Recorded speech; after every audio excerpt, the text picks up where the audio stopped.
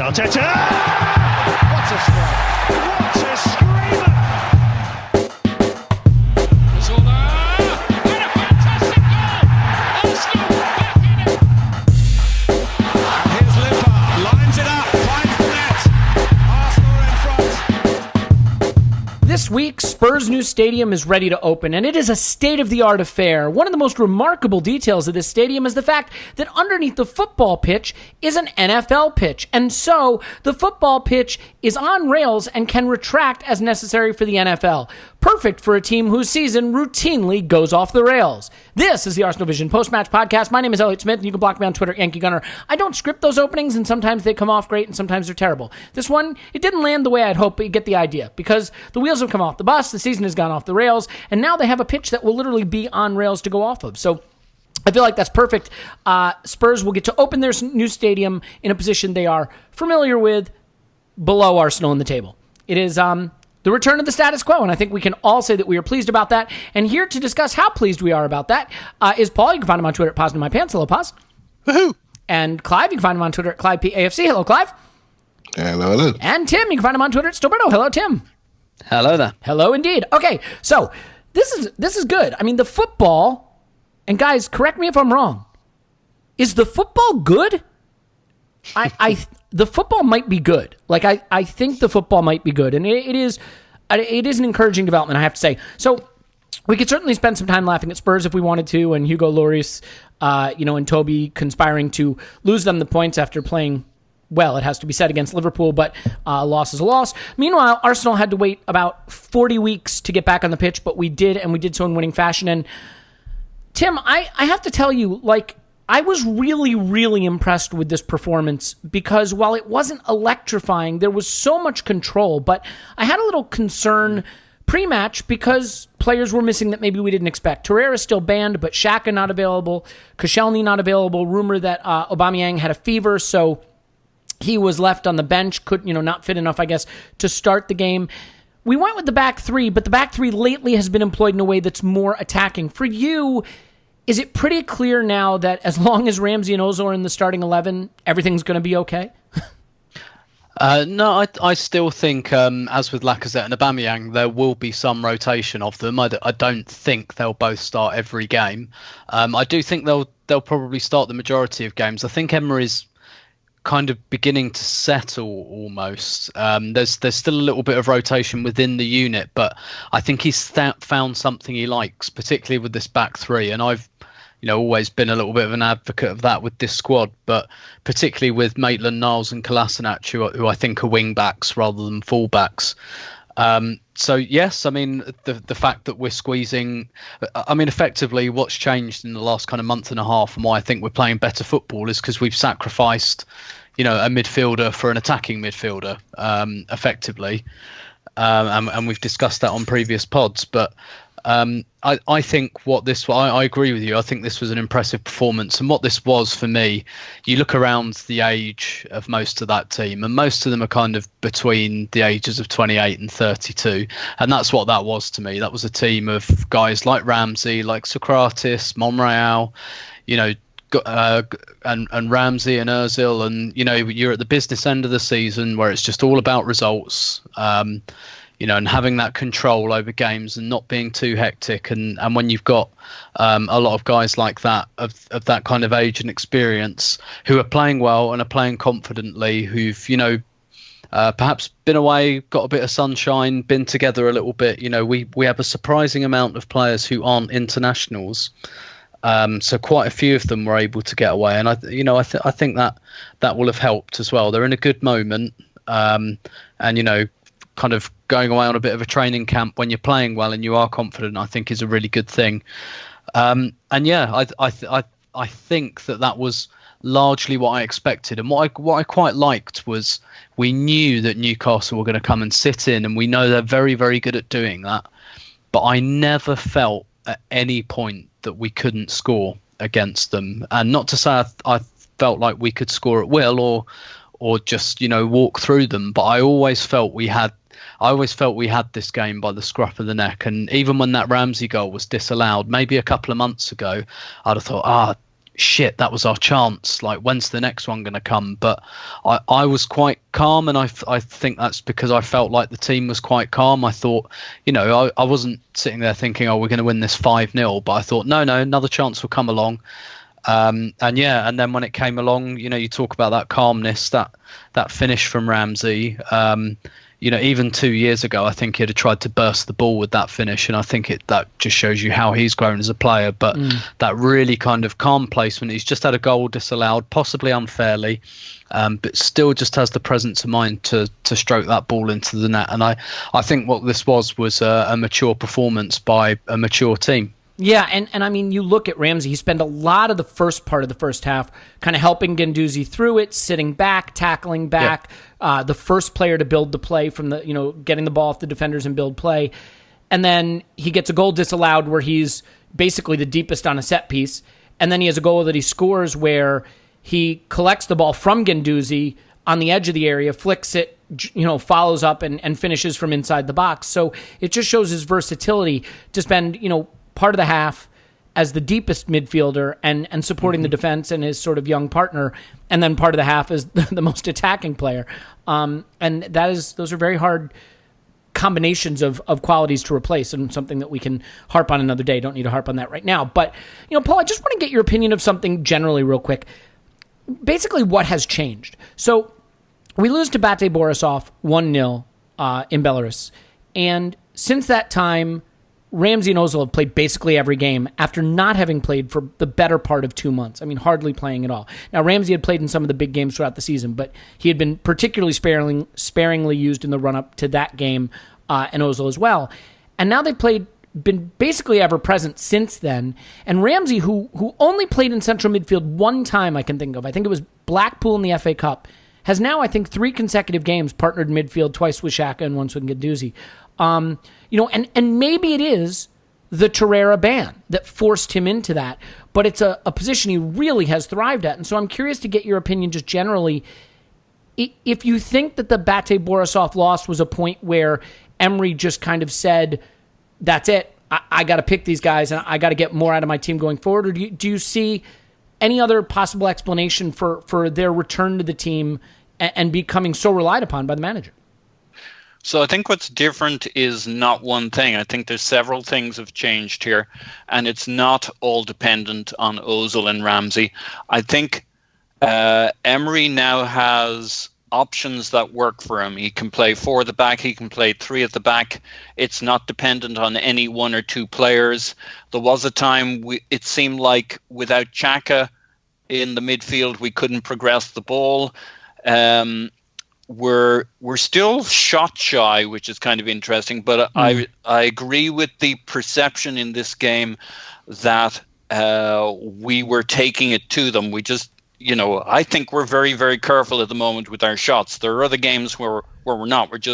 We don't have that opportunity. But in this game, we were trying to get into the best situations. I mean, if we'd been given those other 2 goals that you could strongly argue we were entitled to, we would have got 4 goals out of 9 shots or something. To be fair, I guess we had 8 shots in the game. The 2 goals that were disallowed don't count as shots, right? Don't so that count would have been as shots, 10 exactly. there. Yeah. Mm-hmm. Yeah, so it would have been 4 off 10, and that summarizes actually how we played. We were really trying to get into very good positions. And so what I think is going on with Emery is, unlike the first half of the season where we were maybe playing with a 4 or a 3 at the back, it was because it was out of weakness, not strength. Now he selects a 3 at the back because we got our synchronicities down. We know the system. The players can be changed, rotated, not quite at will, but to a large extent, and we still function. We still look good. And I think it's kind of second half of the season, things are clicking. There is that maturity. I mean, that's the beauty about somebody like Ramsey, who might have felt his nose out of joint in the first half of the season. He's just a class guy and he's professional. And it's not just that Emery's decided to pick Ozil or Ramsey. I mean, look at Ozil yesterday, putting in a shift, putting his body on the line for him, getting stuck into challenges, chasing back. I mean, it's not just that he's decided to pick them. It's that they've certainly in Ozil's case, come back on his terms. And in Ramsey's case, I think it's that he's a much clearer idea of how to use him. I think he did somewhat overlook his qualities early on in the season, and he could have been integrated more quickly sooner. But it may well have been important that Emery puts his stamp on the team to play the way he wanted them to play, even if it took a long old time to build the confidence and to get enough results and to build the synchronicities. But I think he's just got options. I mean, even with Koscielny out, we can play three at the back and kind of paper over some of Mustafi's issues and play to his strengths. We can leave that for another time. Yeah. All right. Just thought I'd bait you a little. But I think it's more than one thing. I think it's we got Laka and Auba working together and firing up front. We can play three up front with this three at the back, and it can be a two with one behind them or one with two behind them, and it's all starting to work and confidence is growing. Yeah, I think the issue that's interesting is Ramsey has had, I think, two of the best midfield performances for the team this season against United and against Newcastle, at a position that he hasn't really been given the opportunity to play before that, and it's been while Torreira's been banned, and Torreira's ban is over, and Xhaka will presumably be back, and Guendouzi is available, and the question will be, does Ramsey keep this role? I don't know how you stop picking this formation or this midfield. Now, by this midfield, I mean Ramsey plus one with a back three. So Ramsey and Xhaka most likely would be the first. And maybe that's harsh on Torreira or Guendouzi, but we've talked about this. It's time of the season when maybe you rely on the experienced players who have been there and done it. And I say been there and done it. They've also been there and done it, meaning gotten us Europa League places. So it depends on how Emery's going to see it. Clive, I want to get your thoughts on the way this midfield operated, particularly in the first half, and then we can move more generally into things that happened. We didn't have a lot of shots, but on another day, Kolasinac could have had 4 assists. I mean, the guy got into so many dangerous positions that didn't result in goals because his rangefinder on the crosses and the cutbacks wasn't quite on. But early in the game, it looked like the midfield model was 2 sitting deeper and let Ozil try to connect the play. And then we started to pull a boa constrictor move. And we just pushed them deeper and deeper and deeper. And Ramsey started moving further and further up the pitch. And ultimately, they couldn't live with that. We overloaded the left half space a lot, and they were struggling with it. So how do you evaluate the play of the Guendouzi and Ramsey midfield in this game? Okay, so it starts from the first minute, actually, and I can't believe that you. That's how a lot of the games do start, by the way. I find that fascinating. They start from the first. I can't believe you've done all this talking, and we've spoken about every player that we think's influenced without mentioning the manager once. Right? So I think he set us out brilliantly. So what he did at the start of the game was recognise that Newcastle are a very organised team, and the only way to really unsettle them was to play with a higher intensity, move very quickly, run very quickly, pass very quickly, to try to just shake their organisation and their distances. And you can always tell from the first 2 minutes what the instruction is. As soon as that game went off, everyone started sprinting to the ball, sprinting to the press, getting the ball. When we had the ball, we moved it very, very quickly. So this is all about how can we get control? How can we discourage a team that really probably not targeting this game? It's probably 1 or 2 wins away from safety, and beating Arsenal, they're probably not bothered. They'll get that win somewhere else. Rafa's a statistician, and he will pick a win somewhere in a home game, get the win they need to get them up to 38, 39 points. Right? So I thought that was smart. So we went out very, very quickly, very fired up. Got the first goal, should have been a goal, disallowed, but managed to stay in the game to a point, keep that intensity up to a level. And I think Ramsey scored just before we started to get, started to get nervous. It was a lovely goal, and I love the care that he took with that finish to make sure he hit target and see what happens. And it went in. Right, so and once you get that control, Elliot, then you can go from a 2 to a 1-1. 1 behind, 1 in front, and you can start to progress the team. That's a great point. Yep. So we played with almost like a box. It's like a 3-4-2-1. right? So you have two behind the forward. So you two in midfield, so you got square in midfield. You try to connect that way. But then if you can get control, you can push, you can push either Ramsey or Guendouzi further up. And you really are sort of almost, a much more offensive, formation when you're winning possession. And if you lose the ball, you're forcing them to go long. You press them, they go long, get it back to us. We've got a back three, safety net, waiting to catch the ball. We rotate around the back three and off we go again, right? So the pattern was set in the game in the first 5 minutes to get control. And once we had control, we could then start to do the things you spoke about, which was overload and overload high and double up and then overload on the left-hand side. I actually thought Kolasinac, I've done it again, haven't I? It's fine. Just power through it. That's what I do. Kolasinac, I thought he was a little bit wasteful with some of his final passes. Yeah, I totally agree. Yeah, he was trying too hard to be accurate, and he just didn't quite connect. And I'm not sure I blame him. It just doesn't happen sometimes. And he's just not an accurate passer at the best of times. But he gets into a lot of positions to play cutbacks, and when they connect, they're high quality chances. Yeah, he gets lots of ooze from crosses, and he's a player that suits that role, and I do think he has a level of pass appreciation, sometimes too much. He's trying to be too perfect, but sometimes you just need to hit areas in the box and make people run onto it, and then once they understand what you're going to do, then they'll gamble earlier than the defender, and then they'll get chances. So I think I agree with a lot of what Paul said. We tend to want to look at selection. And what we must learn from this season, one thing that we're not, up until maybe recently, guessing the selection has been very hard for all of us because we've taken each game as a separate story. So for me, it's multiple things. I think I look at it differently. I look at it from a coach perspective. For me, it's preparation, how you attack games, how you look at teams' strengths and weaknesses, and how you change how we play to do this. And I think what's happened recently has been that everyone's bought into whatever that game plan is. No one is saying, I play this way and I'm not changing how we play. And Ozil was a classic example. Some of the press conferences before the game spoke about Ozil's flexibility, that he can play on the right and the left of almost like a front three. And guess what? He appeared not in the 10, but on the right of a front three and behind a centre forward. And so he's literally telling everyone what he's going to do if you read between the lines. And he's now got Ozil doing things that none of us thought he could do or wanted to do. And he's now trying to do. And he was more physical. Clear to point that out in the post-match press conference, by the way. I believe he said, I believe he said, it's funny, I don't pay a lot of attention to Emery's press conferences anymore because I just feel that the language issues mean that you don't get a lot from him. But he did say we're getting what we need from Ozil now. Yeah, he's getting what he needs from everybody, and I think stylistically and as a group, they're bought into the game plan.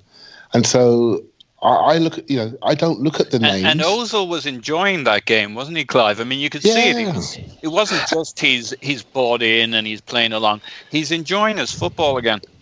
The test will be, I'm sure you'll come on to it, we're going to go back to playing away from home. And what's his plan going to be away from home? Who are going to be his favoured people? Is he going to lean more towards Mkhitaryan in those hard running away games in the northwest of England? And that potentially could happen. But I wouldn't see that as a criticism of anybody. It just means we're doing something else on that day. And I think we just need to get away from, well, we got to play him, we got to play him, we got to play him. What we have to do is we have to have a competitive team to win the game. And what do we need to do that? Let's not walk into a storm with the wrong type of people on the wrong type of day. Let's pick the right people for the right day. Let's accept it and move on to the other day when we got Napoli in a home European game. And there's a very good chance that some of the players that played last night that were prominent will play in that home European game. Yeah. Well, I should mention real quick while you were talking, United did lose to Wolves. And so they do not go above us in the table. That's devastating news. I'm really upset. It's terrible. Luke Shaw was yellow carded. He will miss 2. That's his 10th yellow card of the season. And Ashley Young was sent off, so he'll miss a game. They're in deep shit. Now, how that fares or compares with our predictions, Scott had them getting no points at Wolves. Paul had them getting 1 point at Wolves. Clive had them getting no points as Wolves. Tim had them getting 3 points at Wolves, and I had them getting 1 point at Wolves. So that's good news. That's good news. I just thought I'd mention it. Combined with obviously Spurs hilariously having the wheels come off the bus at the weekend, more good news, and Chelsea getting very, very lucky with refereeing. But that's another story for another time. Tim, I'm really interested in Lacazette's performance in this game because I thought he showed real leadership in the way he played. He's a guy who, I think some people absolutely love him. Some people prefer Aubameyang, but whatever you prefer, the work rate is impressive. I thought he showed a little bit of a burst that I hadn't seen from him this season, and I wonder if maybe running in behind. Yeah. I mean, so Tim, I wonder if maybe the rest and the time off helped him maybe get a little more energy in his legs. Obviously, our strikers have played a lot of football this season across all competitions. But for me, other than Ramsey, I thought he was really the standout player in this game. And, not just popping up with the goal and the sort of assist, but just the way he harried and chased back and continued to run in behind and keep their center backs under pressure, especially playing a lot of the game as the lone man in the box. For you, was it a standout performance for him as well?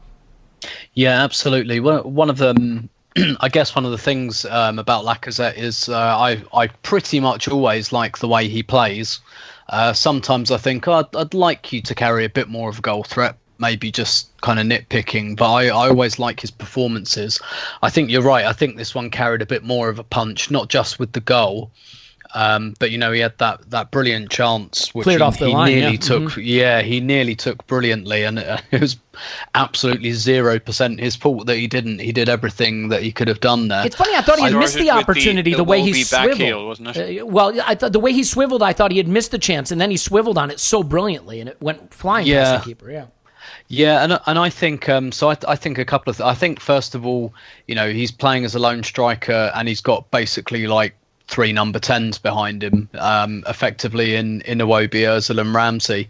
But I got in a little bit earlier than usual, about half an hour before kickoff, and I watched the warm up, and actually the warm up can tell you quite a lot sometimes. And one of the things that I saw was just Ozil and Lacazette on their own for about 5 minutes on the edge of the box, just practicing like bumping off passes to each other, that one touch stuff. And we see that a lot from them, actually. And I think probably what Lacazette realised was, first of all, we're playing Newcastle, who are going to sit back, so you've kind of got to try and push them back towards their own goalkeeper a little bit. But also I think he kind of realised, right, the real number 10 that's behind me tonight is Ozil. So I know what I've got to do in that scenario. When it's Ramsey in that proper number 10 role behind him, he tends to come out and leave space in behind so that Ramsey can run in behind him, and that's one of the good things about Lacazette. And I think one of the reasons, we were saying on the kind of the Patreon pod about Lacazette and Aubameyang, that Aubameyang's the one that makes the sacrifices in terms of position. and I think one of the main reasons for that is because Lacazette combines so well with whoever plays behind him, be it Ramsey or Ozil. He can do both of those things. And I think on this occasion, whether it was just the tactic that he was instructed by the manager, it was very much a case of, right, deep defence, Ozil's behind me tonight, Aubameyang's on the bench, so I'm not playing up front with him, I'm the main man tonight. And I think we saw that combination between Ozil and Lacazette in Dubai as well, in that friendly. That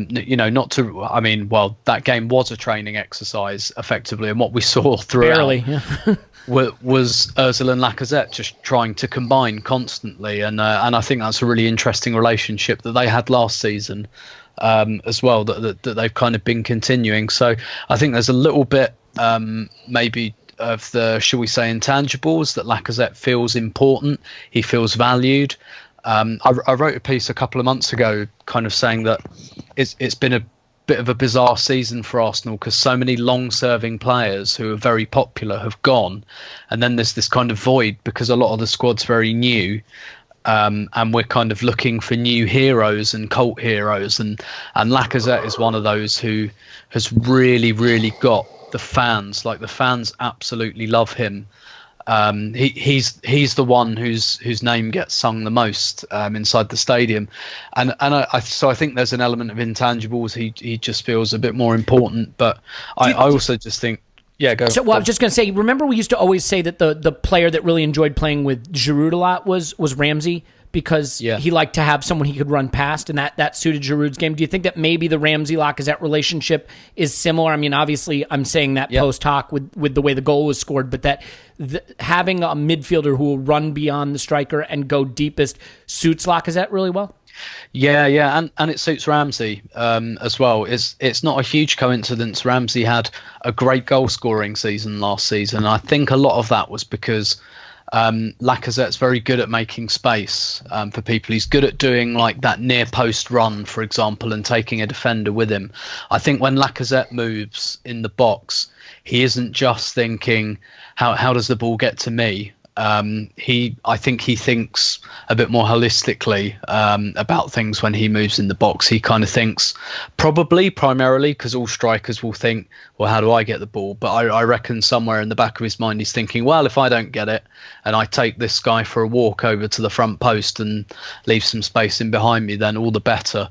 With the Everton game coming up this Sunday, I'd advise people to go back and watch the highlights from last season's game. Where I think Lacazette scores, but Ramsey scores in that game. And exactly what I'm talking about happens, where we get a bit of a break and Ozil gets to the byline and Lacazette just makes a lovely run to the front post, takes two Everton centre-halves with him and just leaves Lacazette all on his own 6 yards out. And I think that's the thing. Like Lacazette's, he's kind of fostered good relationships with a couple of players, and he was, like I say, I think he always plays well, but sometimes I'd like to see more threat from him. But we saw that threat last night. Yeah, and I will forgive you, Tim. I assume it's the bad Wi-Fi in the stadium, which is the reason you watched the warm up instead of the Arsenal Vision live YouTube show pre-match. So no problem. Totally understand. If you don't have the Wi-Fi, what can you do? Paul, I have a question specifically teed up for you, but I can hear Clive coming through my headset trying to tear my head off because we're talking about Lacazette and I can't freeze him out of that discussion. So just bite down on a piece of leather or something for 1 second, Paul. And Clive, do you want to chime in on the Lacazette performance? He's on mute. It was a big moment and he's on mute. Man, that sorry. That's a classic. That's a classic of the Clive genre. is on a mute Clive is on a mute in his hotel room. I didn't realise. I just think it's very simple with Lacazette. I think his career is almost in two slices. It was, since before his injury and since his injury. I think he carried that injury in his first season for quite a while. He had the operation. He's come back, and since then he's got stronger and stronger and stronger. He's got more physical. He's got more presence.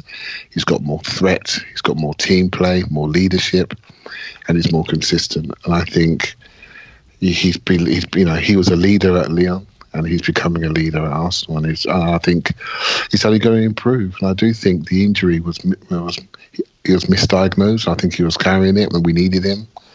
Aubameyang came in and he could just take some time out.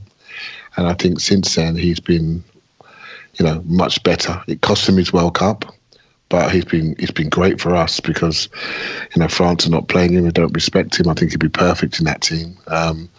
But it's great for us because he gets rested. He's fresh. He gets 2 weeks off. I think I love team players. You know me. It's all about team. And he's somebody that absolutely works for the team, gives everything he's got in every single game. And he seems to just, like a lot of them, they seem to care a bit more at the moment. He's quite spiky, isn't he, Clive? Yeah, I just don't see the individuality. I don't see what we used to see. I used to hate it. I used to moan about it from, Ozil and Ramsey and Sanchez up to a point. Players that I felt were playing a little bit for themselves and competing against each other rather than competing with each other. And now I see a team competing together. And guess what? I don't have the same criticisms or narratives going in my head because I see that all in one direction. And Lacazette sets that example to me, but he's not alone in any which way. There's many, many more like him at the moment. And I just hope it continues. Yeah, same. I think it'll be interesting. You always worry, as fans, we worry like, we were playing so well and now there's this 2+ week break and it's going to impact our momentum, right? That's sort of a fan view. The real view is probably a little more that, hey, we have quite a few older players in the squad and having 2.5 weeks off in the tail end of the season is really handy. And I thought Lacazette looked really fresh and energetic in this game. So it was a delight to see. Paul, okay, so I want to talk Guendouzi for a moment before we take a break. This is an interesting performance because I think it divided opinion a little bit. There are some people that thought he was poor, and there are some people that thought he was the man of the match. And I think the reason is it was a very un-Guendouzi performance in the sense that some of his touches on the ball were poor, and he got caught on the ball a bit, which, again, is something that he maybe has to just work on getting out of his game. But I thought off the ball he was tremendous. The way he broke up play, the way he got in the way of passing lanes. I think for the second goal, he's the one who wins the ball back before delivering the straight ball in to Lacazette, who then flicks it to Aubameyang, who heads it over. So, for you, is this... Have I seen that game right? That maybe not his best on the ball, but phenomenal off the ball? Or maybe I'm not giving him even enough credit? Well, I think even on the ball, he was a mixed bag. But this was a game in which you turned the dial up on risk-reward. He had 3 centre-backs behind him, so if he lost the ball, he arguably had the cover required. And, one of the things he does very well is ride a tackle, spin around, and gallop into open space, which, we needed to catch Newcastle with their pants down, God forbid, as often as we could in this game, because they wanted to sit back. They wanted to keep it compact. Early on, I was not that impressed with Newcastle overall, I got to say. Yes, they were I think on XG they had like 0.04. They just had brought no attacking threat at all. Yeah. Now, in the first maybe third of the game, they came to play, at least in the sense of pushing forward and pressing and putting pressure on Guendouzi in particular. He was the guy they seemed to get their claws into. And, Ramsey was his counterpart, but somehow they never really got close to him. It was almost like they had targeted Guendouzi. Maybe it's just the way the cookie crumbled, but...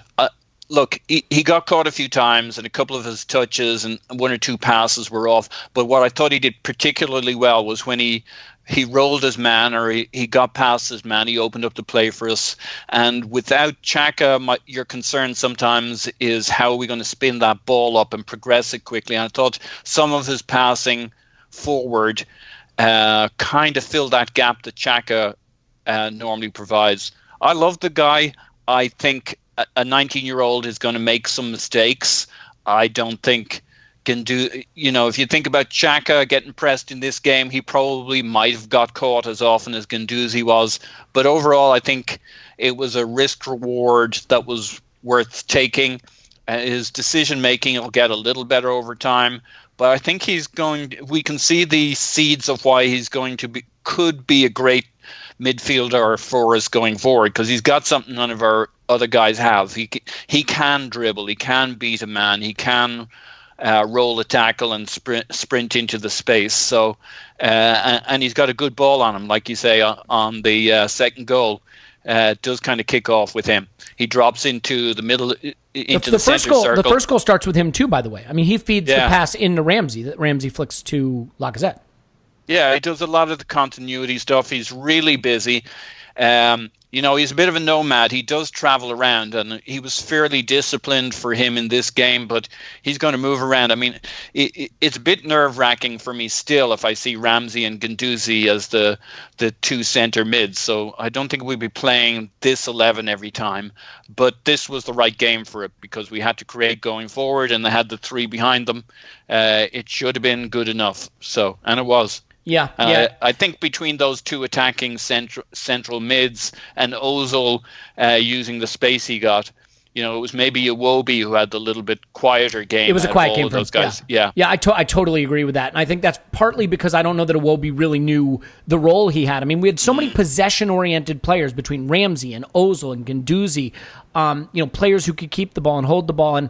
And I think a lot of times the ball bypassed Iwobi to get to Kolasinac. And so I'm not saying Iwobi didn't play well. He did his usual thing. When the ball was fed to him, he held it well and he was strong. But I don't think he had the clearest plan of what he was supposed to do in that game, in that structure. The thing I'll say is, I think Guendouzi did well. And also, it is very, very different playing alongside Aaron Ramsey than it is Lucas Torreira, right? I mean, those are different roles. With Torreira, it's going to be Guendouzi's role to step forward into the advanced attacking midfield and really help build the play. And with Ramsey, he's going to have to shield a little more. And so I thought he grew into the game well. I thought he did really, really well off the ball. The thing that we've been doing so well the last few games that I think has made a big difference on our defending too is the way we're breaking up play on the front foot, the way we're pressing, locking up passing lanes. Our spacing across the pitch just looks good, and I think it's a better way for us to defend than to expect our defenders individually to win their duels, because obviously they're not the best. We recovered so many balls in this game. We were on everything. We got every second ball. Mm-hmm. That was, I kind of bitch a little bit that I expected more pressing from us, but in terms of an overall plan to recover the ball immediately, every player was on it in this game. The crowd as well. I mean, the 12th man thing, I'd love to get Tim's take on it a little bit. But this was the most enjoyable match, I think, this season for me in terms of just the mood of the crowd, the fun, getting behind the team, a little bit of nervousness, but nothing undue. I thought that aspect of this game was particularly enjoyable. Yeah, I think the moment that really kind of that resonated with me was when Mustafi, that really good run, and then absolutely, just sends the ball into orbit. I think I'm right in saying it was still 1-0 at that point. So still was like a what helped him period of the game is that instead of Aubameyang throwing an absolute fit about it, he just starts laughing hysterically, and I think that transmitted to the crowd. But yeah, because everyone kind of went, but then there was like, quite a good humoured round of applause afterwards. And, Mustafi had a few moments in the game where the crowd, perhaps if results hadn't been so good lately, it feels like, I've said for a long time that actually it's kind of, and when I say strange, I don't mean like unduly strange, because it's how it should be, but it's kind of strange that the crowd hasn't really turned on Mustafi yet. It's been more of like... Because I'm doing all the heavy lifting there, Tim. Well, what I was going to say is like it's much more of an internet thing than a stadium thing, and there are a few like that where like how players are talked about on the internet and how they're regarded in the stadium aren't always the same thing. And with Mustafi, I've always been for the last year or so, I've been thinking he's been getting a lot of flack like online, but it has not like penetrated in the stadium at all. Like I never hear people shout at him or anything like that. But there were a couple of like fairly dodgy moments in this game on the ball, not with his overall defending. He had one defending, back pass that was like, holy shit, it was almost like an assist. Yeah. And it was the first time I'd heard, and I thought, oh, here we go, like the worms kind of turned. And so when he did that, I was expecting that. And so it was actually quite nice that everyone, I guess, saw the funny side a bit, but then just like applauded the effort, because he did bust an absolute gut to get in that position. Yeah, it was a good dribble, good run, yeah. Yeah, and I think in the end he was either overexcited or just knackered or something. But yeah, it's like you always say, Paul, good results fix everything, and I think you're getting a sense of trust between the crowd and the team now. Look, I am itching to talk about underwear, but Clive has messaged me that he's got Guendouzi stuff. So, Clive, I'm 30 seconds from talking about underwear. Chime in. No, Guendouzi's got a couple of... He's going for the next phase of his career, right? So he turned up, 19, running around our midfield, hair flowing in the wind. This is easy. No one's marking me. No one's targeting me. Let me get on the ball. Let me split passes. Let me run around a lot. And let me, establish myself in the club and with the fan base. Now he's getting to phase 2 of his career when people actually rate him. And I felt he was the pressing trigger last night. I felt when the ball was fed into him, Newcastle were going for him. And he was suffering with the old thing, get your wing mirrors on, his shoulders were square. He doesn't really receive the ball well on the half turn. His instinct is to protect and try to buy a foul. And he has to remember this is England, and sometimes referees like that bloke, Anthony Taylor, just decide, well, you're a top 6 club, you should be staying on your feet, play on. Right, so he's got to be wary of that. And so he got targeted. Once he got his shoulders facing the right direction and we started to go forward, he was fine. He just got to focus on his first touch, make sure he frames the ball, protects the ball better. And, if actually what I would do if I was him, I would say to the coach, I would say to him, move the ball one touch early in the game, discourage the press. Once you've created the space, then you can turn around and start to stroke the ball, field the ball. He reminds me very much of a young Ramsey. He just used to used to like to just touch the ball 2 or 3 times, and he'd run into other people's space and give it to them, then lend it to them and have to give it to him back. He's far better tactically now, Ramsey, and I think Guendouzi's doing that a bit. He's running the ball to people, give it to them and crowding them and having to then do a big tackle to retrieve the situation. So, yeah, I just think he's a player that's learning. He's going through a different phase of his career. He's getting a reputation, and he will be in other people's assessment of Arsenal, and they will target him, and he has to adjust his game to overcome that. Yeah, you know? I agree, but I mean, the encouraging thing is he's been out of the squad for a bit. He comes back in, he performs, but like, do you remember the preseason match we played against Chelsea? They just ran right by him. I mean, the entire game, I think the thing he did the most was just turn his head to watch runners go past him. And I think what's really changed is his appreciation of being in passing lanes, being in space. And you know what? Look, I thought he got real lucky in this game in one respect. He could have had 3 yellow cards. He had a couple of fouls that were right on the edge, but he was not afraid to commit the foul when he was beaten or when there was a dangerous situation. I thought that shows a lot of maturity, and he did it in a way where he was able to kind of get away without the card. And I think that those dark arts are important. And I think he's starting to master that, and it's beautiful to see. Let's do this. Let's take a quick break. A couple of quick things to tell you. We have made the finals of the FBAs. We are an FBA finalist. What does that mean? That means we could win Best Podcast, which we did last season because you guys rule, and we would love to do it again. And if you would keep voting for us, and it happens again, we're all going to show up in London and go to this big event and drink lots of drinks and meet you for drinks, and then we will all sleep in the gutter, and it'll be beautiful. So, and hopefully it will time out perfectly with our celebration for finishing ahead of Spurs and winning the Europa League. So would all be good things in Arsenal land if that could happen.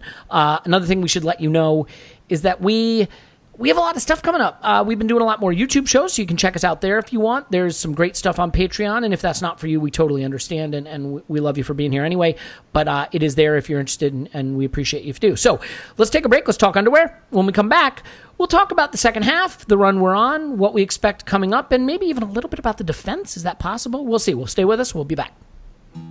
Okay, everyone, it's time to tell you about our friends at Enclosed Lingerie. You can find them online at The Enclosed, ENCLOSED.com.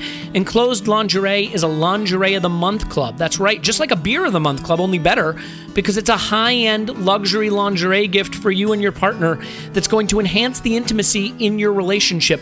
Right now, if you put in Arsenal at checkout, they're going to give you $35 off any gift from Enclosed Lingerie. So you're going to want to go to theenclosed.com and sign up now. What better way to celebrate the romance in your relationship than celebrating with a gift from The Enclosed? And the gifts keep coming every month. So while it can be difficult to remember to keep the romance, to keep the intimacy in your relationship, The Enclosed has your back. Every month you're going to get that high-end luxury lingerie gift, and it's going to remind you of the importance of romance in your relationship. So do it now. Go to theenclosed.com. There is a perfect fit guarantee, so you never have to worry about the fit. It's beautiful high-end luxury lingerie. Just go to theenclosed.com and enter promo code ARSENAL for $35 off at checkout. Do it now. All right, we're back. Hope we got you sorted out with something sexy. And now we'll sort you out with some sexy analysis. How about that? How about that for a transition? Terrible? Well, that's what you're getting. Sorry. I'm a little rough around the edges, a little rusty. We haven't had anything to pod about in a couple weeks, so it's good to have this back. And let's dive in again, Tim. The second half, I think, is the kind of second half that could be really nervy. It never really felt nervy because I thought we had a lot of control over the game and because Newcastle really didn't bring a lot of attacking intent. Having said that, one thing I think has changed, and maybe this is narrative and you can disabuse me of it if so, but be gentle. I think Emery has started to lean into our strength being the attack. And the reason I say that is his substitution patterns have changed. As far as I can tell, he is now making more aggressive substitutions, bringing on attacking players for midfielders. He brought in Aubameyang for Iwobi, which I thought was a really smart play. Iwobi was struggling to get into the game. We needed another player to get on the end of moves because Lacazette was starting to look a little isolated in the box. And he makes that change, and it leads to another goal. And I thought Aubameyang was just off creating or scoring a couple other goals. He had that one cross in the box he just didn't quite get his foot to. he had the cross that he delivered to Lacazette, but the keeper was able to cut it out. Do you feel that Emery might be leaning into our attacking identity more, not just with the starting lineups, but with his substitution patterns, and that's for the best of the club?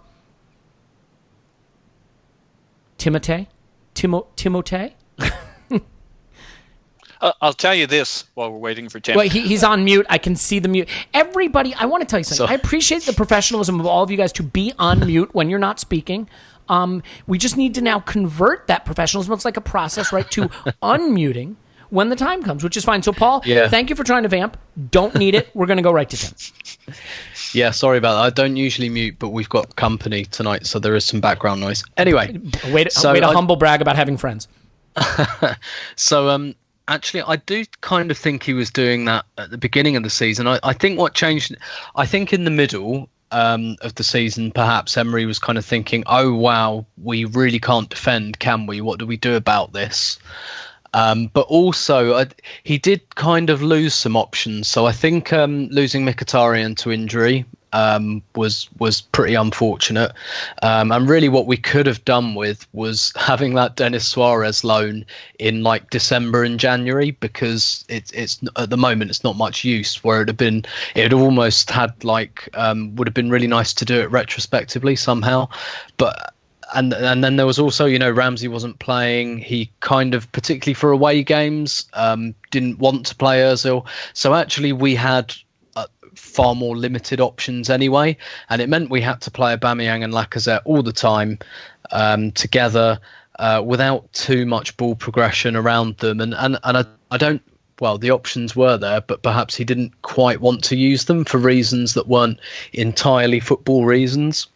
Whereas now you look at our bench and it's, that was another reason I was really confident at kickoff. I just thought, if after 60 minutes this isn't going well, Aubameyang and Mkhitaryan, what a double substitution that could be. And regardless of the game state, those are really good substitutions. And I think you're right about the Aubameyang one. It was a fantastic substitution, not because Aubameyang came on and played absolutely brilliantly and changed the game in and of himself. It was just it was a smart defensive and attacking move. It was just at that stage of the game where Newcastle would have had a plan for going 1-0 down in the first half. Rafa would have had like all these scenarios played out, and I'm sure their plan would have been, right, if we're 1-0 down at half time, let's just try and keep it 1-0 until the last kind of 25-20 minutes and try and open up a little bit more. And it just seemed like Emery not quite double bluffed him, I guess, but he had a plan as well. He kind of anticipated that and thought, right, at the minute you think you're going to open up and try and get us, I'm going to bring on a guy who's going for the golden boot who can run basically on the left hand side. And that's why one of the things I thought about during the second half was, at one stage I think we had exactly the same attack in exactly the same kind of setup that we had in the Newcastle away game, where we had Aubameyang on the left, Ozil kind of on the right, Ramsey kind of in that number 10, and Lacazette up front. And it looked awkward as hell back in September at Newcastle, and we saw it a few times, and we're all sitting there saying, this doesn't work, those players don't work in that formation. And all of a sudden, 6 months later, we're using the same players in the same positions, and actually it looks much more fluid. They all looked much more happy. But I think you're right. I think he has leaned back into the attack a bit more, but I do think he was kind of doing that to start with, and I think there were kind of other things going on that weren't all about tactics, perhaps, that stopped him from doing it. Yeah, that's a really good point. I mean, but you know what, Tim, like, you could see maybe a few months ago, and again, this could be totally me just seeing it the way I want to, which would not be the first time, but like, maybe it would have been Denis Suarez for Ozil, right? Or Denis Suarez for Iwobi, like for like, and just try to keep more control of the game, or try to win it 1-0. Yeah, well, Mkhitaryan I would have even considered a pretty much attacking move, but like, it seemed clear that Emery understood that the best way to win this was a second goal, not trying to protect the first goal. And, I like that, because I do think that is the thing that we're probably going to be more likely able to win with. And it may not have mattered on this day where Newcastle offered very little, but especially going into some of these away games, if he holds his nerve and keeps playing like this, I think leaning into getting the extra goal is going to pay more dividends than leaning into defending a lead. The other thing we should point out, just quickly, we had a halftime lead again. That is 8 consecutive games in all competitions since the Bate Borisov loss where we have been leading at halftime. After, going 18 games this season before we had our first halftime lead, I don't think it can be overstated how important it is that we are playing better from the start. And I think maybe leaning on the experience of Ramsey and Ozil and the extra attacking intent they provide is contributing to that. Again, maybe post-hoc analysis, but what am I if not a hack analysis? So, Paul, just super quick, I think, the refereeing, I should have saved this for Tim because it's sort of his specialty, but we'll go over the refereeing stuff with you anyway. I'll warm it up. Okay. Tim can polish it off. I know he likes to do that. Look, Anthony Taylor, I don't think he has any biases one way or the other. I don't think any of us believe in that sort of thing, but this wasn't a great performance. He got 2 big disallowed goal calls that may have been wrong or may not have been wrong. I am sort of sympathetic to the first. I'm not sympathetic at all to the second. Just quickly, do you think he was right on either of them? And if so, why so? If not, why not? No, I don't. I don't think he was right on it. I mean, the first one, it's just fatuous. A tug on the sleeve. I mean, my God, if they're calling that... That's the Xhaka red card at the halfway line of it'll never be a foul again rules. You know what I mean? Yeah. And so early in the game, clearly a reaction to all the shit that happened at the weekend, which is kind of to Tim's point. The backlash of hammering on the refs and the PGMOL or whatever it is that the pendulum swings the other way and they're calling every fucking thing. Only it'll always be Arsenal who gets caught in the crossfire just because. Not because there's particular bias. It's just we just don't do well on refereeing decisions. When they're letting everything go, then we get massacred. When do you remember that time they decided they were going to call wrestling in the box from game 1 of the season? What was that? 2 seasons ago, yeah. And we were the only guys who got called for it. And the same with the Xhaka thing was another one of those. As you said, where we're the only guys who fucking got called for it. Now, I don't think there is no conspiracy against us, but I never like these refereeing swings or these pendulum swings because just the fucking Murphy's Law or Arsenal's Law, we never do well out of it. I thought he had a terrible fucking game. Absolutely abysmal. I think there's zero bias.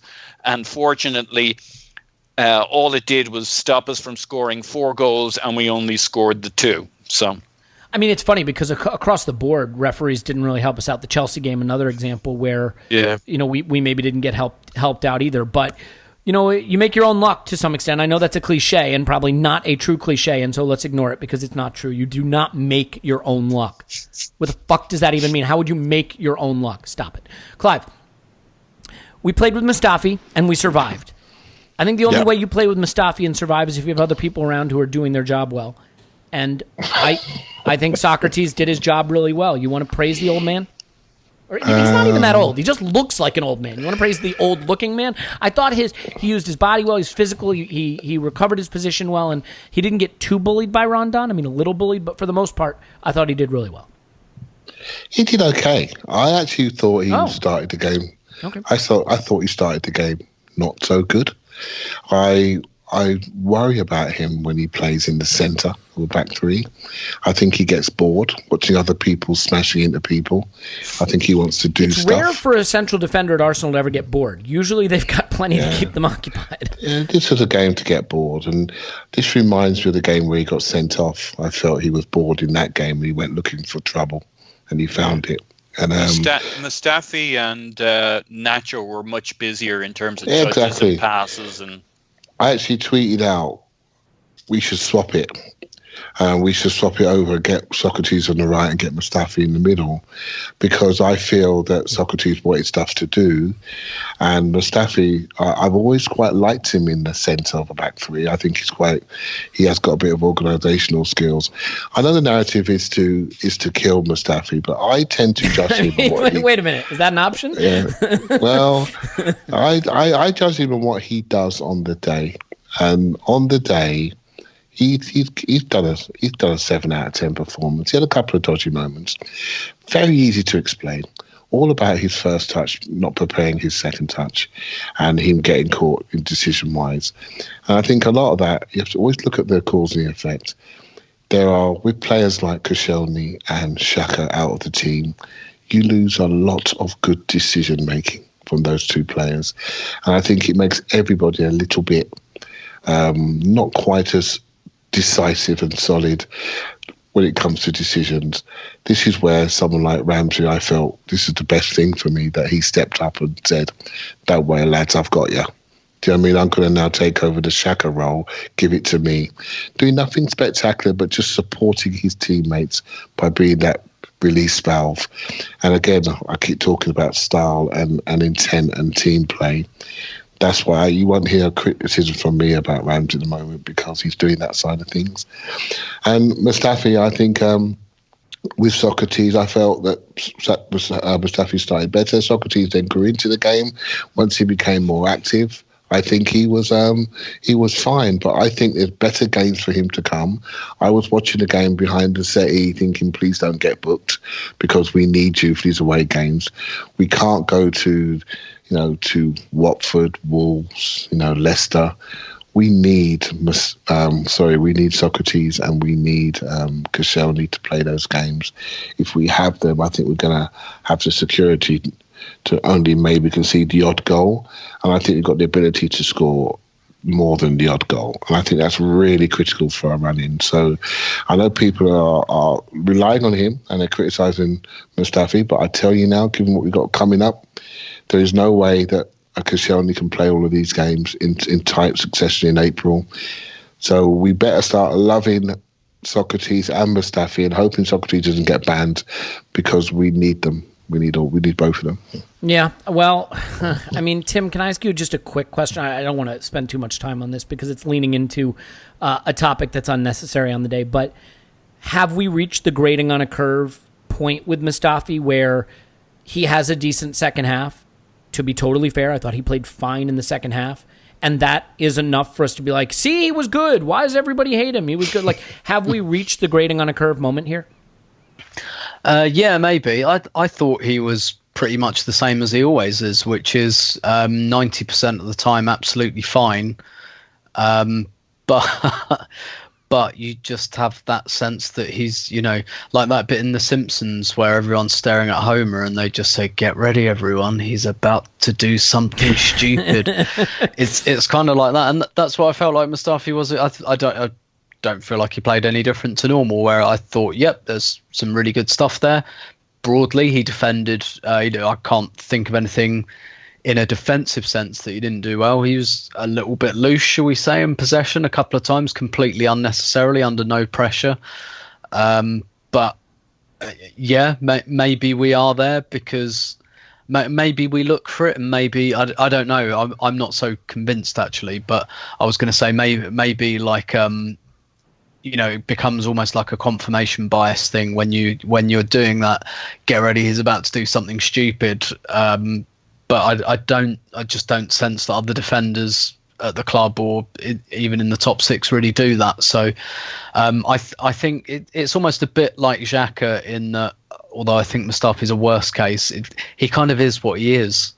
And when you're dealing in 6th and 5th place in the Premier League, you have to put up with some flaws of some players sometimes. But I think what Arsenal are hoping to do is to get into a position where they don't have to tolerate certain flaws from certain players. And yeah, maybe we have just hit that curve with Mustafi where we think, well, he'll probably be okay for about 88 minutes, and let's just hope that his brain fart isn't too damaging when it comes. Yeah, I totally agree. You know what it is though, Tim? So like, I almost analogize him to Almunia in a way, in that there are certain positions on the pitch where the mere fact that you have a major error in you is not acceptable, and that you'd almost rather a lesser player who doesn't have a major error in them. Yeah, does that make sense? Because I think that's a really good comparison actually, because Almunia most of the time was a perfectly good goalkeeper. He wasn't top class, but most of the time perfectly good.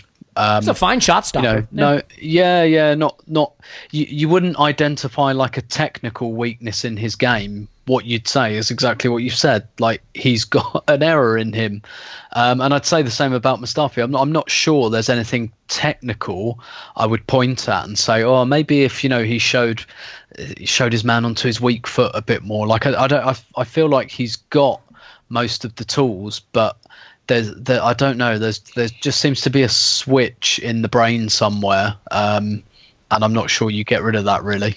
Yeah, I mean, as someone who has a switch in the brain, I will tell you that you really can't flip it. It's just locked in that position. Paul, real quick, as far as Maitland-Niles goes, I mean, I think when he went down, thankfully he got back up. He goes down and he gets back up again. You're never going to keep him down. He gets knocked down. He gets back up again. You're never going to keep him down, as the great Chumbawamba once said.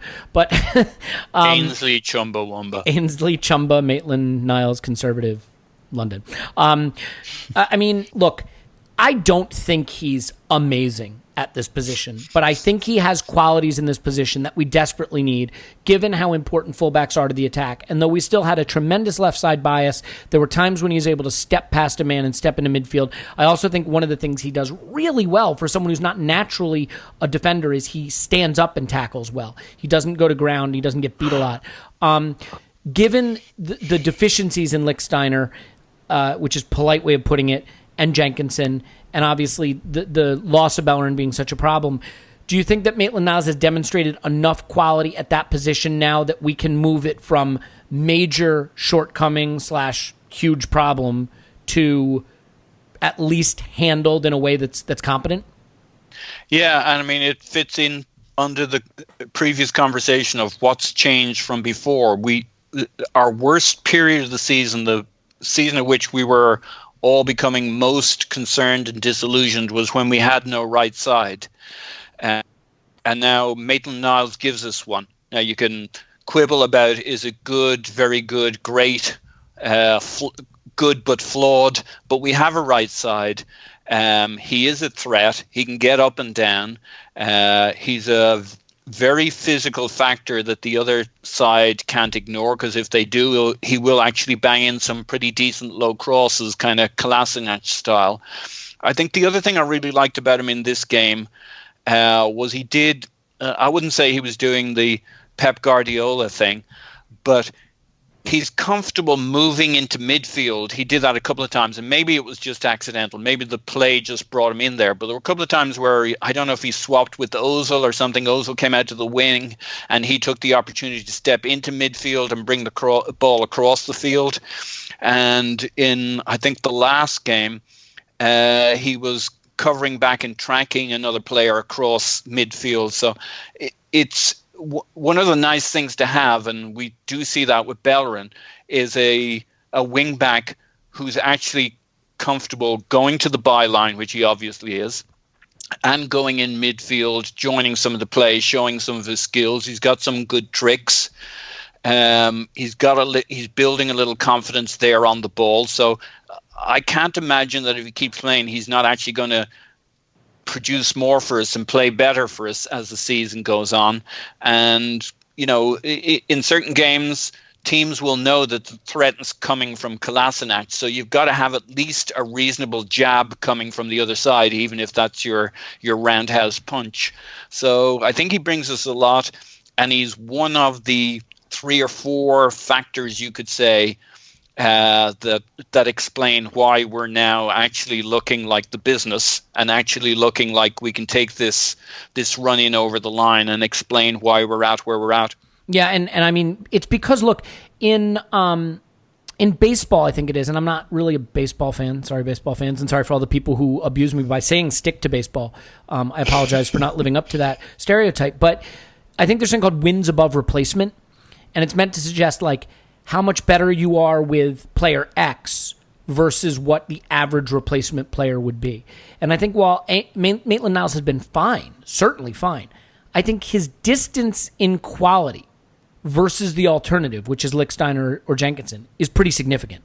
I think that Maitland-Niles playing well is a big jump from Lichtsteiner or Jenkinson at the level they are, especially Lichtsteiner. So I think that makes a big difference. Even if he is not elite at the position, he is a big step up at the position from what we've had there. And Clive will probably get mad at me. Arguably, we wouldn't be able to play 3 at the back without him either. So yeah, I agree. I mean, the 3 at the back was definitely a conservative setup the way we were using it through sort of the December time period, largely because of who we were using it with. I thought it was, Clive. I mean, I think earlier the 3 at the back, when we did it with Guendouzi and Torreira and Xhaka, I thought it was more conservative. But I think the way we're using it now, I think is a much more attacking version when we've done it with Ozil behind Aubameyang and Lacazette, or when we've done it with Lacazette or Aubameyang by themselves with Mkhitaryan and Iwobi on either side with Ramsey and Ozil in midfield. Those are much more attacking setups. But I think I agree with Paul that we are only able to do that in part because we have some balance thanks to Maitland-Niles. You disagree. I only know that because you are deeply groaning at me. So why don't you explain what you disagree with? Well, I just think there's multiple reasons why that formation could be deemed negative or positive. And of course. Yeah, I think it is very positive these days. And lots of people go straight to the 2 midfield. This formation for me it's got lots of triggers. It's got triggers in midfield. It's got triggers in wide areas. It's all about your distances and positioning of your wide players, how aggressive you are. They're your temperature gauge.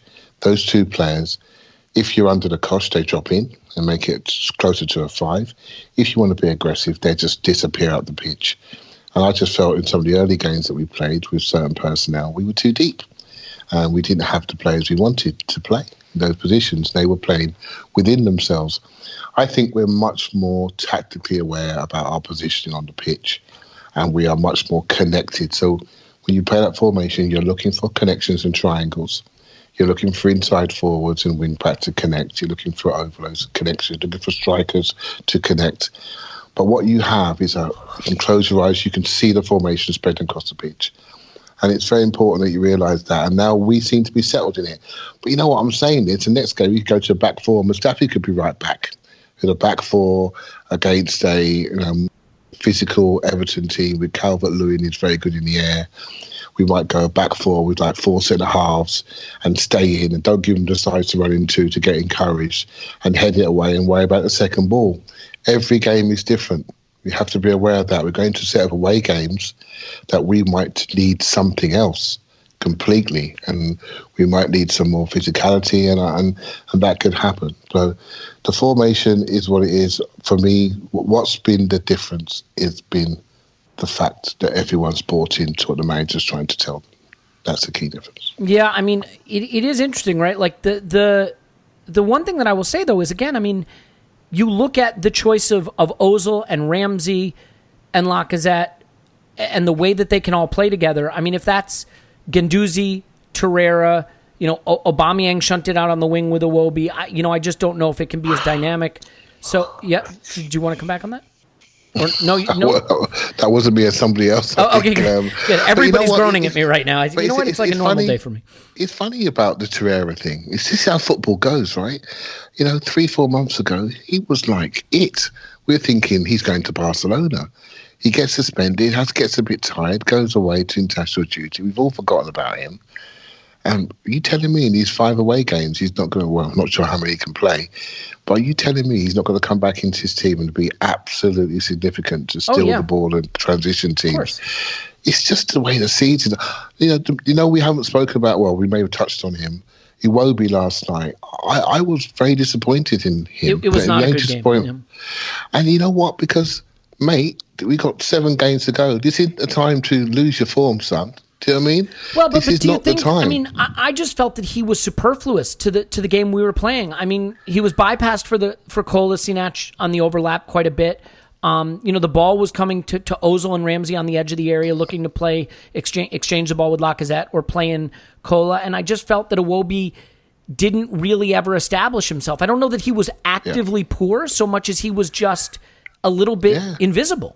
But before the break, and I just got his feeling before the break that he was really getting into form and really developing into something. Yeah, no, that's fair. Goes away, comes back, and he puts in that performance. I just didn't see it coming. And this isn't a time for people to feel sorry for themselves and not play well. Well, it's too important for the club, and I think he needs to maybe it's about to shape up pairings. quick. I mean, maybe for him, a front three of Aubameyang, Mkhitaryan, and Iwobi gives him a very clear role, and maybe when it's Lacazette and Ramsey and Ozil are in there, maybe it's a different setup. I mean, one of the things that I think is interesting, Tim, is that the manager has been willing to play with one up front. And this is a big storyline, I think, because so let me give you the numbers because I think it is sort of interesting. In the 8 matches preceding the Bate Borisov loss, Emery started with Aubameyang and Lacazette together in 7 of the previous 8 Premier League fixtures. Okay, so the two started together, and that was a bad run of form for us. And it coincided largely with Mkhitaryan not being available. Since Mkhitaryan's come back, and since that Bate loss, he's started 6 of 8 with only one of them up top. And I'm curious to get your take just on the difference of Arsenal with one of the strikers on the pitch up top. Not to suggest that they can't both play together, but usually when he was using them both together, it wasn't like what he did against United, where they were dual strikers with Ozil behind. Aubameyang was getting shunted out to the wing. So, I mean, Mkhitaryan's return has certainly had an influence on that, but it's more than that because Mkhitaryan didn't play in this game. How do you feel about his willingness now to play with just one of the two strikers and the difference it makes for us? Yeah, I think that does come down to the options again. I think that's pretty much always been his preference because what it does is it just makes the lines a little bit cleaner. It makes the distances a little bit nicer. Yeah. Between the kind of having 3 guys basically in number 10 positions behind the strikers just works a little bit better for us. It just it creates. You can see all the connections basically. You can see where the ball would go to someone like Xhaka or Guendouzi, and then Guendouzi, who I thought was very up and down last night. But he played some really good progressive passes, and when you've got the likes of Ramsey, Ozil, Iwobi, Mkhitaryan taking it on the half turn, Ozil's always there to bump off of, Ramsey kind of bombing forward. I think it's just it's a bit more variety, isn't it, effectively, and it's slightly less predictable. And the game I think I'd go back to as the kind of opposite exemplar was West Ham January, where we played a 5-3-2 and we played Lacazette and Aubameyang up front, and basically what happened was they stood there on the edge of the 18-yard box for the whole game, just watching the ball not come to them effectively and just fighting for scraps, and it just didn't work because we left Ramsey on the bench that day. We didn't even have Ozil on the bench. Mkhitaryan was injured. And it was just like Iwobi trying to run the ball from the defence up to the strikers, and now the connections are a little bit cleaner. They're a little bit nicer, and I do think this is probably the way that Emery's wanted to play. But we have had lots of good performances, particularly at home. I think with Lacazette and Aubameyang doing that really nice kind of split striker thing, which then leaves a big gap for someone like Ramsey to run into. I think that works, but generally speaking, yeah, I think we look better kind of with 3 number 10s kind of floating around behind a central striker, and I think the beauty of it is that suits both of our strikers as well, and it leaves you something in reserve. And we know this has been a theme of what Emery's done all season, is sharing game time between players, so doing that 60-30 70-20 thing, and yeah, I think I've always felt, even when I've maybe wavered on Emery at points in the season, I've always felt that was a smart way to manage the attack as he's been given, because we've been saying for over a year now it's actually quite unbalanced, but he's spotted that quite early, I think, and rather than trying to cram loads of kind of square pegs into round holes, he's rotating it nicely. I think he has done that largely all season, other than the period perhaps where Mkhitaryan wasn't available and he froze Ozil out. Yeah, well, let's talk about Mkhitaryan just really quickly. I'll stay with you for a second, Tim, before letting Paul wrap up the podcast, which is a dangerous way to go, but we'll see how it works out. So, Tim, Mkhitaryan doesn't play in this game. I think since he's come back from injury, he's been our best player. Advanced metrics, which everybody loves and no one ever has a problem with, have him dominantly our highest XG and XA per 90 player since he's been back. He's just been really, really good. He's been asked to do a lot. I mean, he was dropped in at fullback, I believe, for one of the games. Was that the Rennes game when we were down to 10? Yeah. Where admittedly we got run, but he was really good, I thought. Point is, I was shocked that he didn't start and shocked that he didn't come off the bench. And I'm wondering, does Emery view him as so important, when he's getting up there in age that he's just like, we've got this game, I'm going to keep him wrapped in cotton wool? You have any sort of armchair psychologist for us on him not playing? A little. He did come on just after the second goal. Yes. I guess for, what was it, like 4 minutes or something like that? Yeah, something like mistake. that. Yes, apologies. But 10 minutes. You know what? Let me restate the question. How do you feel about him only playing 10 minutes of the game and not starting the game? There, how's that? So we'll edit that in post. I'd lean towards what you said at the end there, which is that not so much that he's become so important. Well, he has become important, but look at the games we've got coming up. Now we've got the away game. We've got Everton, then we've got Napoli, then we've got Watford away, then we've got Napoli away. Those 4 games are going to be really, really tough, especially back to back. And I think he will want Mkhitaryan in pretty much all of those. So I wouldn't be surprised if he starts the next 4 games. And that's probably why he felt like Newcastle was a game where he thought, okay, I can sit him down for this one. Yeah.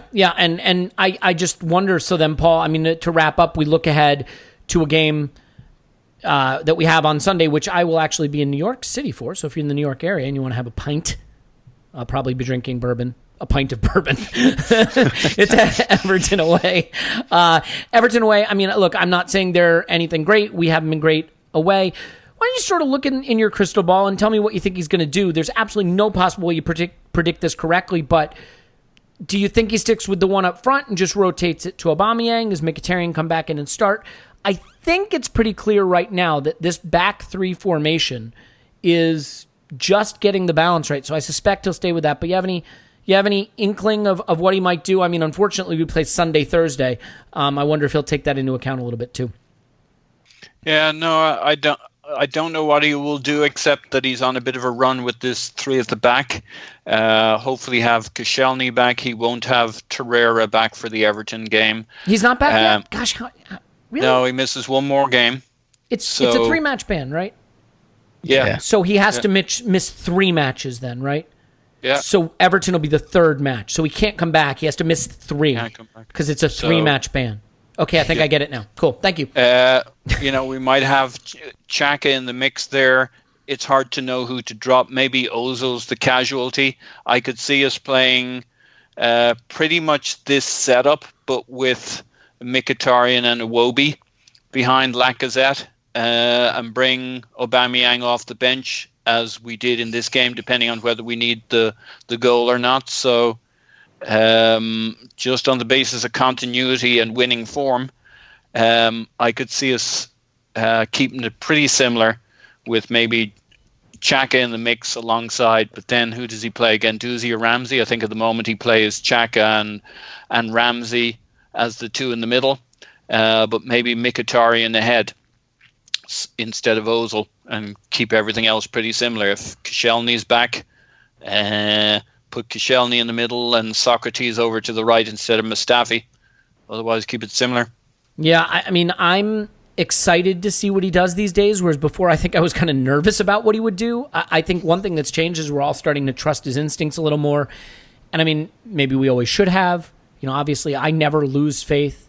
I just express my faith in different ways, is what I would say. But I said I was going to let Paul wrap up the pod, and here's an example of me expressing my faith in different ways. I'm going to let Clive have a final word. Clive, I'll give you my prediction. I think he goes with the back 3 again, and I think the 3 picks itself if everybody's fit. So it'll be Koscielny, Socrates, and Nacho. If they're all fit, it'll be Kolasinac and Maitland-Niles. I think he will go Xhaka, Ramsey. I think he will go Ozil, Aubameyang, Lacazette, the same lineup he used against United at home. Alternatively, if he doesn't do that, I think he will go Iwobi, Aubameyang, and Mkhitaryan up front. So I've given myself an out there. What about you? Sorry, Clive, the one thing I'd say about Mkhitaryan is he played the 2 international games from the start, and that's why I think he might have just maybe rested him for the next game. Very Sorry, good Clive. insight that I would have had if I pay attention to international football, but I try to pretend it doesn't exist. I think between us, we've covered all the scenarios there, right? And I think so we're right. I think Mkhitaryan, congratulations to us. We will be right. And when we get replayed, they can say those Arsenal Vision boys know their onions, right? So I think Mkhitaryan, for me, away days, plays a bit like Maitland-Niles. If you ever notice, wherever he is, he does not lose his space. He wins his area. And you can trust him no matter where you go. And I quite like that about him. And that's not always been the case for our players. So I think away from home, we need to establish ourselves in this game, particularly Everton. And I'll make a prediction now. If we beat Everton and Watford, we're going to get that top four. I think that's where it's going to shape up, because I think the pressure will start to tell on other teams. And I think they're going to think we're on a big roll. I think that's enough. I think we'll get the confidence on winning a couple of away games. I think the whole psychological thing about our away form will disappear very, very quickly. Everton is the key game. Throw everything at that. If we get something from that, we shouldn't lose to the neighbours over the hedge, right? We should take them, and we'll have a good support in that ground. So I think that'll be the positive one. So Everton is the tricky one. We've got to win that. Everything we've got. Forget about other games. Throw everything at that game. Don't think about Napoli. Don't think about anything else, because I think if we take Everton, that will set everything up for the other games for the rest of the season. Yeah, we need it. We need to show that we can win away, because if we can win away, we are going to finish top four, and we are going to finish ahead of Spurs, and we're going to have a St. Totteringham's Day to celebrate, and we are going to be laughing our collective asses off, and we are going to win the Champions League next season, and we are going to be the most successful club in the history of football. So it'll all be good. That was just sort of how things are going to logically follow. I want to let you know that we are probably, I think it's safe to say, the podcast with the greatest listeners in the history of podcasts. We love you, and we love you so much for voting for us in the FBAs. We are a finalist to win Best Podcast. I don't know how this happens, but it does. If you want to tweet out, I am voting for @ArsenalVPodcast in the FBAs for #BestPodcast, you can. If you didn't follow that in audio with the way I talk and the fact that you're listening on 2x speed, don't worry. It'll all be on our website and stuff. We'll take care of it. We are going to do another shirt giveaway. And I promise this is not... No, I don't promise. This is an inducement for you to vote for us. This is blackmail. This is a bribe. We will give you a shirt. The only problem is we're only going to give one of you a shirt. We probably need more than one vote. But you know what I mean. Yeah, we're going to do another shirt giveaway. So keep an eye on the Twitter account and the website and Facebook and stuff. We'll have information on you can win the Arsenal shirt of your choice. We're long overdue in doing that. So do that. Watch us on YouTube. Sign up for Patreon. Get on the Discord chat. If you're in Patreon, you get a private chat, and it's actually quite a bit of fun. But if you don't want to do that, totally understood. In any event, Tim's on Twitter. Yeah, no. God, you are the death of all things good. It's FBA season. This is what I did last year. Yeah, it worked a treat. There you go. Tim's on Twitter, Stoberto. Thank you, Tim, for putting up with this. My pleasure as always. Is it, though? And Paul's on Twitter, Pausing in My Pants. Block him there. Thanks, Paul. Fuck him. Clive's on Twitter at ClivePAFC. Thank you, Clive. Thank you very much. My name's Elliot Smith, Blockman, Twitter, Yankee Gunner. Give us a 5-star review. Write nasty things about Paul, and more Paul. Also Welcome. Scott. Yeah, all of that. Hey, we love you. We do. We love you. And we are going to talk to you again after Arsenal 10, Everton 0.